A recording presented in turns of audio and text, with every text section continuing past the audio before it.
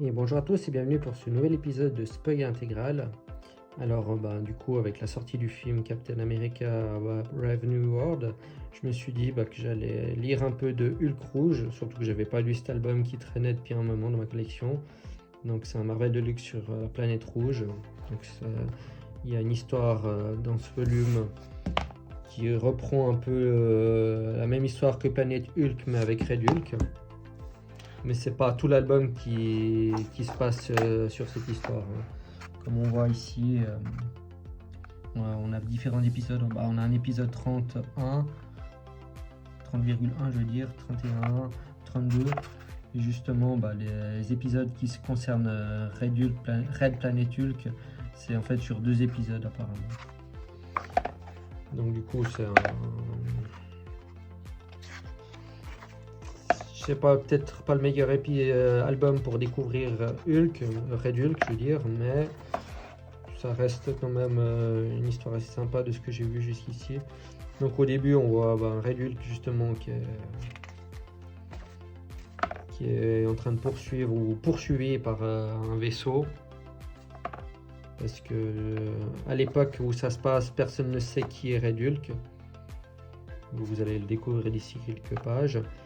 Et puis du coup il est poursuivi par l'armée qui veulent justement le capturer car il faut savoir qu'à cette époque là je crois que Hulk était déjà revenu sur Terre, mais en tout cas ils veulent justement capturer Red Hulk parce que c'est un personnage à l'époque qui est considéré comme extrêmement dangereux, ce qui est le cas d'ailleurs, hein. C'est un Hulk mais beaucoup plus puissant, même s'il a certaines faiblesses. Et du coup, le soldat qui remplace le général Ross pour chasser Hulk, justement, il poursuit Red Hulk parce que le général Ross est mort, enfin supposé mort. Et du coup, pas pour se venger, mais c'est pour ça qu'il veut remplacer Ross pour capturer ce nouveau Hulk qui est Red Hulk. Et justement, avec les années, ils ont suffisamment de technologie et de gadgets pour réussir à neutraliser durant quelques secondes le Red Hulk, suffisamment pour le faire tomber du vaisseau. Et c'est là qu'en tombant, Red Hulk se rappelle de ce soldat, parce que vous savez sûrement qui est Red Hulk. C'est le général Thaddeus Ross. Et du coup, quand il va revenir à la base, dans la base où justement il se cache, il va reprendre forme humaine parce que les pouvoirs du Hulk qu'il a, lui, c'est de pouvoir se transformer à volonté, ce qui est un net avantage. Non seulement il est plus puissant, mais en plus il peut contrôler ses transformations.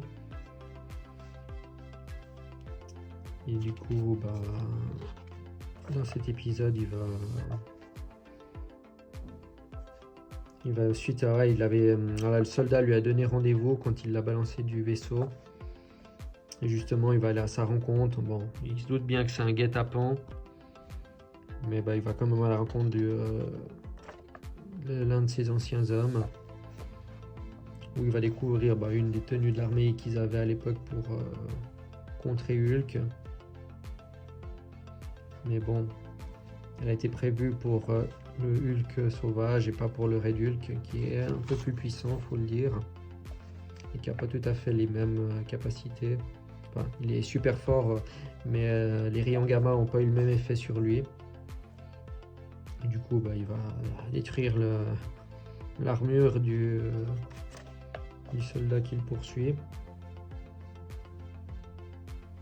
Mais bon, on va quand même se faire neutraliser par des nanites qui lui a injecté dans son corps un peu plus tôt quand il lui a fait tomber du vaisseau. Donc dans ce second épisode de cet album, on va d'abord découvrir un homme qui est un grand brûlé dans une sorte de clinique, qui aura un rôle plus tard. Puis le Hulk rouge va arriver dans un endroit où il y a un barbecue qui va faire peur à tout le monde, alors que Il dit clairement qu'il est juste là pour manger, mais bon, il y a quand même tout le monde qui fuit. Du coup, bah, il a tout le barbecue pour lui. Et ensuite, il y a l'agent, enfin, c'est un androïde, hein, c'est une vraie femme, qui vient le rencontrer et lui parler du général Fortine qui le poursuit. Et justement des nanomines qu'il a dans sa tête qui le permettent d'être tracé à la trace. Et c'est pour ça que le Hulk rouge ne peut pas retourner à la base avec son équipe. Du coup, Fortine, lui, est toujours en train de suivre le Hulk rouge pour essayer de le capturer. Et c'est à peu près à ce moment-là qu'ils vont attaquer, étant donné qu'ils vont constater que Hulk est isolé et qu'il n'y a aucune vie civile autour. Du coup, ils vont tirer un missile. De son côté, le Grand Brûlé va justement rencontrer un nouveau personnage qui s'appelle 01 ou 01 si on préfère, qui est une sorte d'androïde qui a pris forme humaine et puis qui a une sorte de peau synthétique et qui justement va lui créer une espèce de gel protecteur autour de sa peau et va lui demander son aide pour une mission. Du coup, les missiles que Fortine a tirés sont des missiles avec des nanobots qui permettent de créer des soldats de pierre sur le terrain, ce qui est assez astucieux. Comme ça, il n'y a aucune perte de vie humaine. Et du coup, c'est contre ces créatures que le Hulk rouge va se battre. De leur côté, 01 ainsi que le Grand Brûlé se déplace pour aller justement à la rencontre du Hulk, qui est une menace pour sa mission à elle. Donc du coup, elle a besoin qu'il l'aide à affronter Hulk. Alors, on va découvrir, je pense, après pourquoi elle a besoin de lui spécifiquement pour le Hulk rouge. C'est là que Fortine va se montrer sous forme d'un hologramme pour défier un peu le Hulk rouge et essayer de l'attirer à lui. De leur côté, justement, les nanomines qu'il a mis dans la tête du Hulk rouge font rien au Hulk rouge à part le suivre à la trace. Par contre, s'il se transforme en Général Ross, en humain, donc les mines le tueront. Donc du coup, le Hulk peut plus dormir tant qu'il n'a pas résolu la situation. De ce côté, on voit Uatu le gardien avec un autre membre de son espèce qui s'appelle, je sais pas comment il s'appelle, Omex, voilà. Du coup, qui voit cette espèce de créature arriver sur Terre. Dans l'épisode suivant, nos deux protagonistes sont, le Brûlé et puis la 01 sont en Inde. Et justement, elle raconte un peu son histoire quand elle était encore humaine.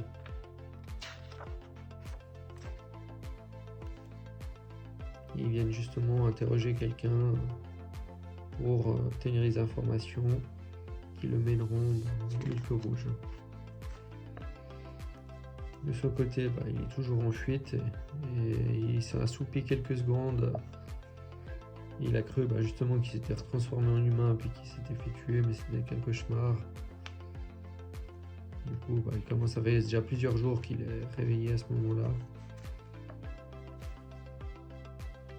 Et qu'il essaye de rester réveillé et de rattraper Fortine. Donc on voit aussi Red Hulk en train de lutter dans une tornade pour essayer de sauver des civils. Une tornade qui n'a pas l'air très naturelle, cela dit. Et du coup, comme elle se dirige droit vers un abri, où il y a des civils. Il va utiliser le souffle avec les mains pour expulser la tornade. Et c'est à peu près à ce moment-là qu'on voit que Zero One, qui a été récupéré un criminel qui s'appelle Brouillard, on va l'emmener dans sa base pour l'optimiser si on veut. De son côté, le général 14 est toujours à la recherche de Red Hulk pour l'arrêter, ce qui est la trame un peu principale de cette série. Et justement là on voit Zero One qui est en train de, comme je disais avant, optimiser Brouillard pour le guérir et le rendre un peu plus puissant avec des bras synthétiques. Et du coup, comme c'est une espèce de tueur fou sanguinaire qui a des pouvoirs assez particuliers, elle va lui implanter de ne pas tuer elle, le professeur qu'ils ont pris, et ainsi que son ancien collègue. Et puis elle l'a envoyé au brouillard noir pour attaquer Red Hulk. De ce côté, le Omex, c'est une espèce de robot qui ressemble au Destructeur dans la série Thor, mais qui vient d'une planète, je crois qu'il a été créé par ces créatures-là, qui essayent justement de l'arrêter, mais ils n'arrivent pas, et qui foncent droit sur Terre, qu'on verra après dans la trame suivante. Et justement là, ils essayent de tuer les nanites, détruire plutôt les nanites qui sont dans le corps de Red Hulk. Mais malheureusement, le problème c'est que les nanites, elles se font pas détruire par les globules rouges de Red Hulk. Par contre, les robots qu'ils envoient dans son corps, eux se font détruire par les défenses immunitaires de Red Hulk. Et là, ça fait déjà plusieurs mois qu'il n'arrive pas à dormir, et qu'il peut pas dormir parce que sinon il se ferait tuer s'il reprenait la forme du général Ross, anciennement général. Et justement, ils vont aller dans une espèce de cimetière d'avions où justement Red Hulk va dire que à l'époque, pendant la Seconde Guerre mondiale, quand il était pilote de chasse, il pilotait cet appareil-ci. Et c'est justement dans ce cimetière d'avions que Brouillard Noir va faire son entrée en jeu pour affronter Red Hulk. Et on va dire que c'est un personnage suffisamment puissant pour transpercer avec ses lames le corps de Red Hulk. Donc c'est un affrontement qui est assez sanglant étant donné que c'est deux personnages très puissants. Et du coup, les compagnons de Hulk sont des androïdes. Et dans la bataille, l'un des androïdes va se faire détruire. Ce qui va énerver davantage Red Hulk. Car contrairement au Hulk vert, il n'a pas besoin d'être en colère pour avoir toute sa puissance. Et c'est là qu'il a de nouveau utilisé son souffle avec les mains. Enfin, j'appelle ça comme ça quand il tape des mains. Ce qui va pas détruire Brouillard Noir, mais suffisamment le déstabiliser pour que celui-ci soit de nouveau rappelé par Zero One afin qu'il ne se fasse pas anéantir par le Red Hulk. Red Hulk qu'on peut appeler Rulk aussi, mais bon, je trouve que Rulk ça fait pas très stylé comme nom. Red Hulk, je trouve que ça sonne mieux. Justement, ce sont des androïdes qui ont été construits par Bruce Banner, le Hulk originel, et que s'ils sont endommagés, finissent par s'autodétruire en poussière, justement pour que personne ne puisse mettre la main sur ces androïdes technologiques. Donc de ce côté, Zero One commence à... Je crois qu'elle rencontre le général 14 pour lui proposer un marché pour l'aider à neutraliser Red Hulk. Et c'est à ce moment-là que... Ah oui, c'est vrai, j'ai oublié de vous raconter. C'est que l'androïde, avant de mourir, avait pu créer une sorte de vaccin, si on veut, qu'il a donné à Red Hulk, ce qui lui a permis de dormir sans prendre le risque de redevenir le général Ross. Et là, il a dormi pendant 2 jours dans le camion, dans ce camion blindé qui neutralise justement les capteurs de transmission qu'il a à l'intérieur de lui, ce qui empêche 14 de les localiser. Et bien sûr, ils sont en contact quand même avec les Avengers, et c'est là que Steve Rogers demande à Red Hulk d'aller en mission dans l'espace pour neutraliser une menace qu'on a vue avant. Donc ils ont reçu un message justement de la race alien qui avait créé ces machines comme quoi ils n'ont pas réussi à le neutraliser, puis qu'il arrivait droit vers la Terre, et puis qu'ils les ont prévenus. Et justement, là, il est envoyé avec un vaisseau spatial terrestre dans l'espace pour aller neutraliser justement cette machine et secourir également une navette spatiale qui était mal au point. Donc il arrive à secourir les astronautes. Et malheureusement, quand il retournera dans la navette qui a été endommagée, donc celle qu'il est venu secourir, il va, justement, il va voir que les astronautes ont péri. Et par mégarde, on ne sait pas trop à ce moment-là si c'est lui qui a enclenché ou si c'était prémédité, mais le vaisseau part en hyperpropulsion et se retrouve dans une autre galaxie. Et c'est là qu'en fait il va arriver sur une planète, c'est pas la planète Sakaar, hein, mais ça reprend un peu, si on veut, la trame de Planète Hulk, un excellent récit que je vous recommande d'ailleurs. Et justement, il va arriver sur cette planète, il va devoir affronter les autochtones qui sont suffisamment puissants pour le blesser, et puis le neutraliser avec une espèce de plante qu'ils ont sur cette planète qui va neutraliser un peu les capacités de Red Hulk. Et justement, il va faire face au roi Warka qui est Parce que sur cette planète, la règle, c'est pour être le chef, c'est être celui le plus fort, c'est celui qui est le chef. Et justement, il va organiser une sorte de joute de gladiateurs pour